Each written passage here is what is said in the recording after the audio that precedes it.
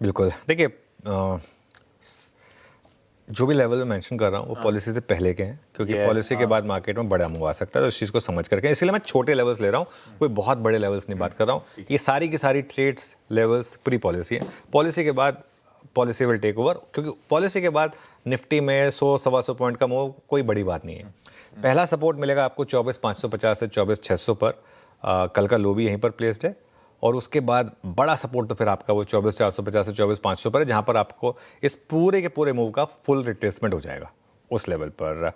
Resistance, पहली resistance मिलेगी आपको 24,650 से 24,700 कल के हाई से जस्ट नीचे, और उसके बाद 24,750 से 24,800 ये बड़ी रेजिस्टेंस है। तो बेसिकली एक 24,550 से लेके 24,750 की रेंज पकड़े हैं आप पॉलिसी से पहले, और उसके बाद हम फ्रेश व्यू लेंगे, क्योंकि बड़ी ट्रेड जो है ना वो आपको पॉलिसी के बाद ही मिलेगी।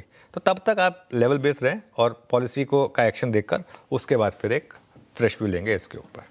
हाँ, 10 बजे वो पॉलिसी आ रही होगी और आवाज पे 9:45 बजे से इस देश की हर तरह की प्रोमिनेंट वॉइस जो पॉलिसी डिकोड करने में आपको मदद कर रही हो, सब होंगे।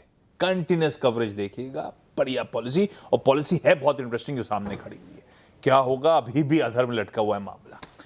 निफ्टी बैंक ऐसे में, अब वो बिल्कुल सही है, पॉलिसी की बात की कहानी अलग, लेकिन उससे पहले क्या लेवल्स? बिल्कुल, देखिए बैंक निफ्टी में आज बड़ी ट्रेडिंग से बचें और पॉलिसी से पहले लेवल बेस्ड अप्रोच रखें, और पॉलिसी से पहले एक रेंज जो रहेगी वो क्या रहेगी, 54,500 से 54,800। हम एग्जैक्ट बीच में 54,650, बस 150 पॉइंट नीचे 150 पॉइंट ऊपर, उससे ज़्यादा मूव की ज़रूरत नहीं है। मुझे लगता कि आप फैक्टर इन करें उससे ज़्यादा बड़ा मूव।